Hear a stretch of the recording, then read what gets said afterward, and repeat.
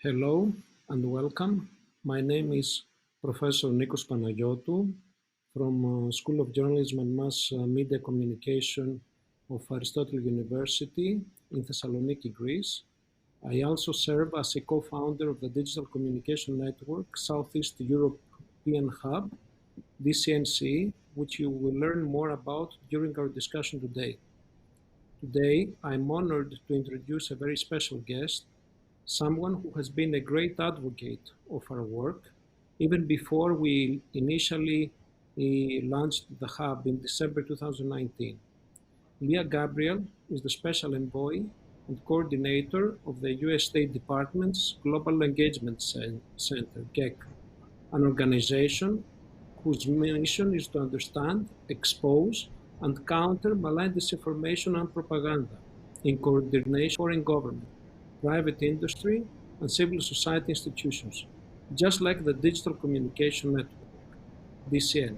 After 12 years of active duty service in the United States Navy as a combat aviator and intelligence officer, Special Envoy Gabrielle became a television news journalist at NBC News. Most recently, she served as a correspondent and the frequent anchor for the Fox News Channel and Fox Business Network. Today, we are going to hear from the GEC Special Envoy about the US government's efforts to address disinformation and propaganda, particularly as it relates to COVID-19 global. We will also hear about how the GEC coordinate their efforts with foreign government allies and civil society partners, including by promoting the DCN's Hub ongoing series of COVID-19 and disinformation webinars. Special Envoy, thank you very much. The floor is yours. Well, thank you very much for that kind introduction, Professor Panagiotou. I have to tell you, being here feels quite a lot like my time back in TV news, and this is actually quite fun doing it this way. And I want to say thank you to the Delphi Economic Forum, its organizers, and to Mr. Simeon Simokos for transforming Delphi into this virtual forum this year, and also for inviting me to participate. And I'd also like to say thank you to Ambassador Pyatt, as well as the U.S. Embassy in Athens and the U.S. Consulate in Thessaloniki, for their ongoing partnership and their support. And as Professor Panagiotou mentioned, I do serve as the U.S. Special Envoy and Coordinator of the Global Engagement Center of the U.S. Department of State. And as he referenced, the GEC's mission is to lead and coordinate efforts of the U.S. government to recognize, understand, expose, and counter foreign propaganda and disinformation that's aimed at undermining the stability of the United States or our allies or our partners. So simply stated, the GEC leads the U.S. government's response to propaganda and disinformation, and in particular, that's that which is emanating from Russia, the People's Republic of China, Iran, and terrorist organizations. And both propaganda and disinformation hurt not only the United States, but also hurts our foreign partners, including those right here in Greece, those in the Balkans and Eastern Mediterranean, and the wider European region. And the Digital Communication Network's Southeast European Hub, DCNC, in Thessaloniki, which we've worked with for almost 2 years now, I think is a really wonderful example of the kind of partnership that we need to be able to leverage in order to empower local communities to build up resistance and resilience to disinformation. And so I want to talk about that a little bit more in a bit. But before I share the work the GEC is doing with our foreign partners, I just want to take a moment here to reflect on the reason that we're all viewing each other right now through our computer screens instead of meeting each other in person and being in Delphi. And of course, the reason is this COVID-19 virus. I first just want to take a moment and say that I hope that you and your families and your friends are all healthy and safe during this time. I think it's clearly obvious to most of us that the current health pandemic that we're all facing really does underscore the serious threats posed by disinformation that's being spread by our adversaries. Now, since January of this past year, the GEC has been tracking the false narratives that have been disseminated by Russia, China, and Iran around the COVID-19 virus. And today I'm going to focus on both Russian and PRC disinformation around the virus. We've already seen many false claims, and in my position, I understand best practices in countering disinformation. I don't like to repeat false narratives, but I think it's important to take a moment to reflect on a few of them here. So here are some of the false claims. that the US either caused or exacerbated the spread of the virus in the global pandemic. There are false claims that the virus is a US bioweapon, false claims that 5G technology somehow exacerbates COVID-19 symptoms. We've seen the fueling of anti-vaccination rhetoric. We've seen conspiracies, lies about Bill Gates and George Soros. We've seen lies about public health risks that could impact election turnout. And we've seen efforts to cast doubt on democracy itself as a model of governance. Now, fortunately, this type of disinformation is often not effective, and particularly among audiences in Western nations. So, for example, according to recent Pew Research, more than 8 in 10 Americans distrust information from the Chinese government about the coronavirus outbreak, including nearly half who have no trust in it at all. Now, with that said, disinformation can resonate in various parts of the globe, and it's important that we collectively remain vigilant about it. So let's first talk about Russia. Russia's overarching goal with disinformation is that it wants to try to drive a wedge between the United States and our friends, our allies, and our partners. Now, we know that Russia in particular is trying to exploit the COVID-19 crisis, and they're trying to weaponize information to sow confusion and division between Euro-Atlantic institutions. And this strong Euro-Atlantic bond is the foundational element of the United States' relationship with Greece. Russia's also been using the COVID-19 crisis to refresh existing false claims. They're trying to add a new layer to disinformation about the United States, about the EU and NATO. So just as an example, Russia tried to use the example of it giving the Italians aid during the crisis as some sort of proof that the EU and the US had abandoned the country, despite the fact that both the US and the EU have given Italy substantial aid to recover from the impact of COVID-19. During the COVID-19 crisis, we've also seen Russian state media and pro-Kremlin proxy sites spread conspiracy theories against Bill Gates and his work on public health, and specifically vaccines. And unfortunately, we all know that Russia has a long history of spreading disinformation around health and science issues, and we have to remain vigilant about this. Their track record indicates that we will continue to see the Russian disinformation ecosystem sowing confusion and mistrust, even as treatments and eventually as a vaccine emerge. And now turning to China. We've unfortunately seen the PRC recently adopt many of these same disinformation tactics that we've formerly associated just with Russia. So the COVID-19 crisis has underscored the lengths the Chinese Communist Party is willing to go to try to control global narratives. We've seen the Chinese Communist Party engage in an aggressive information campaign to try to reshape global perceptions around COVID-19. Now, Beijing is claiming that China is a global leader in the health response, while trying to make people believe that democracies are failing to protect their people and to provide aid to the global community. And we all know that this is simply not true.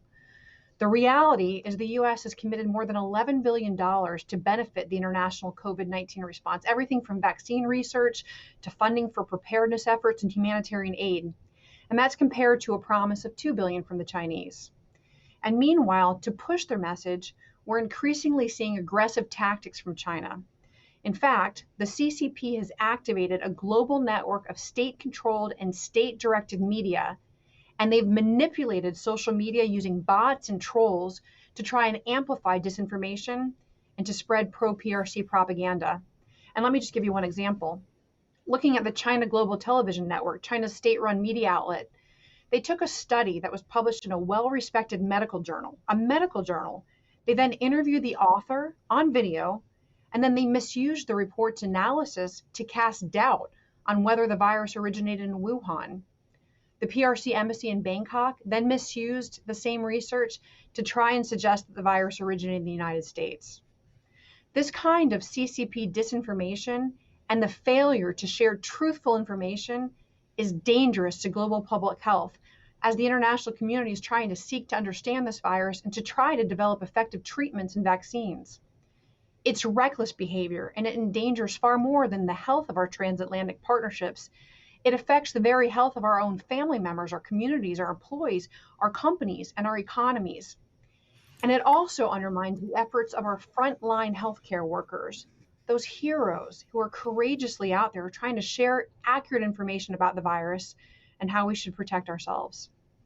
The PRC has also attempted to use the crisis to try and highlight what they want you to believe is the supremacy of the Chinese Communist Party, as opposed to democratic systems that the CCP wants you to think have mishandled the crisis.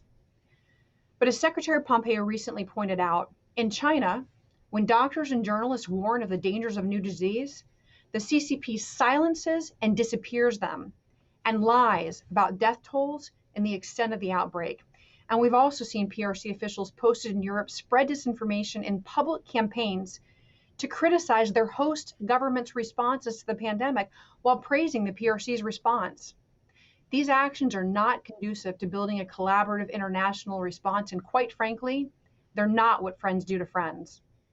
But this crisis also highlights the responsibilities that we, free, democratic societies like Greece, the birthplace of democracy, and the United States have in the fight to disseminate factual information and to fight disinformation. And the US government's view is clear. Transparency, accountability, and information sharing, these are the best tools for stemming the tide of COVID-19's impact. And it's that last point about information sharing that makes our work with the DCN hub in Greece so very vital. As the US government's lead in this fight, I truly believe that our collective efforts to address malign influence, including our transatlantic partnerships with organizations like the DCN hub, are more important now than they've ever been before. And although we're still in the midst of this global pandemic, it's important to discuss what are those underlying factors that have allowed the disinformation and propaganda around COVID-19 to spread just as quickly as the virus itself. So in our view, there are three global trends that we've seen that are converging that have created an unfortunate golden age for malign state actors to use disinformation and other hybrid threats. So the first trend is the rapid advancement of communications and information sharing technology, things like computers, smartphones, social media platforms. This has had a massive global effect on the world's ability to communicate in both positive, but also in negative ways. And the second trend is toward what is termed as the emergence of great power competition, with China being the world's second biggest economy. Now, if you look back to after the fall of the Soviet Union, the trend line of international norms had been towards liberal, free market, and democratic societies. But now we're seeing considerable competition from actors with a darker vision for humanity and with a lack of respect for the rule of law, most notably from resurgent authoritarianism. And lastly, the third trend is that geopolitical competition has really evolved beyond the Cold War bipolar model into what's now a multifaceted struggle among existing and emerging powers to do things like secure resources, to become major players in economic and financial markets, and to influence or control hearts and minds. For Western governments, our greatest strengths can at times be our greatest challenges as we're struggling to counter propaganda and disinformation.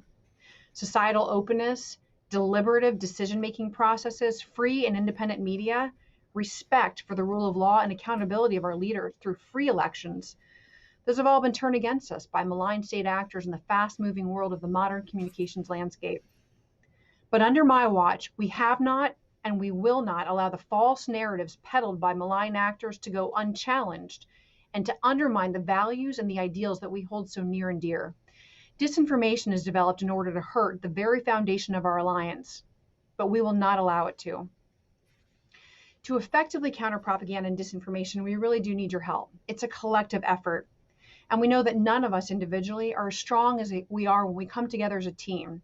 So it's only by working with like-minded partners that value open societies, that value free press, and that value the sharing of truthful information that we can succeed together in the fight against disinformation and propaganda. To that end, one of the GEC's main goals is to try and better understand the work that's being done by our various partners around the world, and then help to coordinate and connect our partners' activities into a collective effort to combat specific disinformation campaigns. So for example, in Europe, the GEC has initiatives underway right now, initiatives to build the technical skills of foreign civil society organizations, NGOs, local influencers, and journalists to be able to identify and raise foreign public's awareness of disinformation.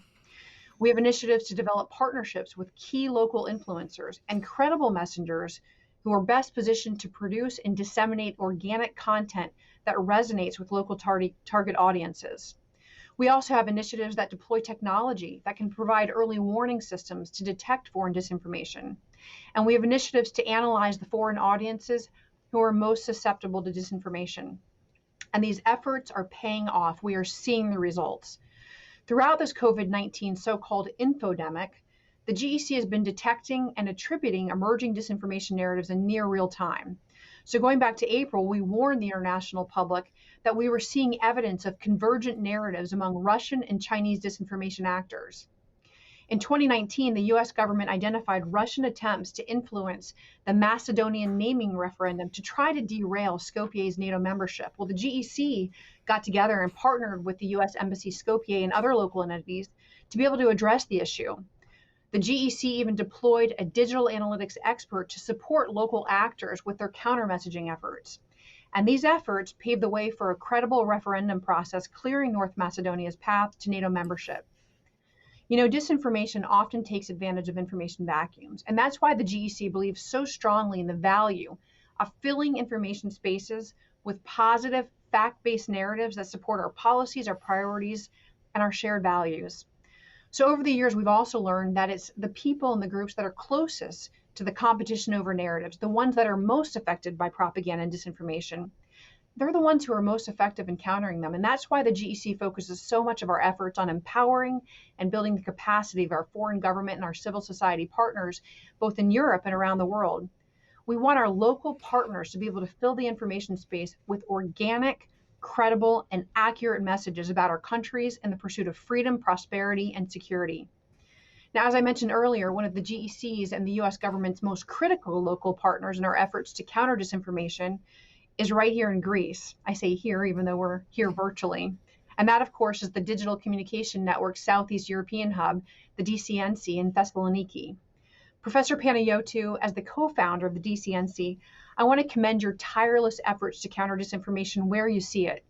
I have to say that I've been paying attention, and I was particularly impressed with the engaging series of COVID-19 disinformation webinars over the past 3 months. And I have to say that you and the DCNC Hub are really a shining example of that critical role our local partners have to play in empowering your own communities to be able to identify and to build organic resistance to the disinformation that's trying to undermine independent journalism and that's trying to destroy public trust in our democratic institutions.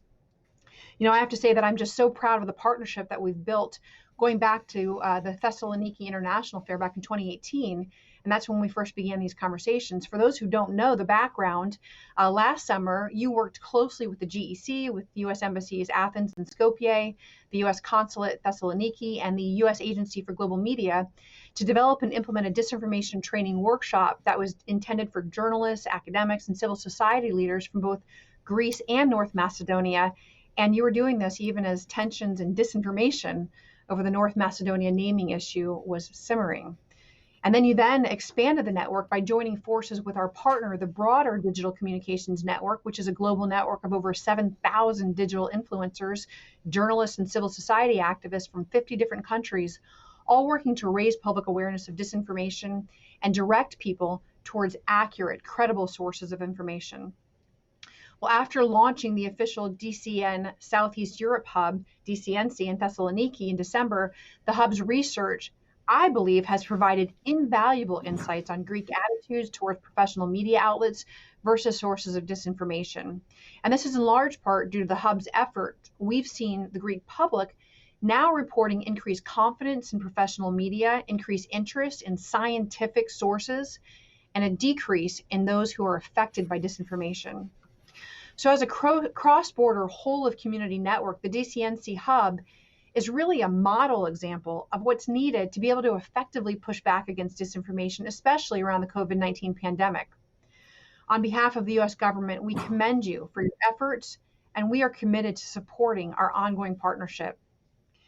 Now, in closing, the Global Engagement Center is honored to stand with you as our partners, and we continue to play a key role with you in this important effort. As free societies, we have to remain united, and we have to work together to defeat the threats posed by propaganda and disinformation from malign actors. Thank you all so much for your interest, for being here today, for inviting me to join you, and I very much look forward to your questions.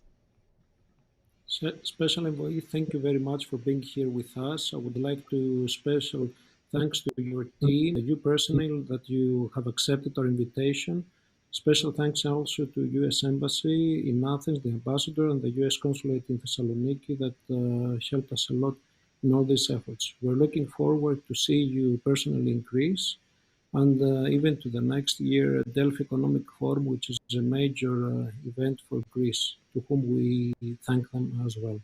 Thank you very much. Thank you.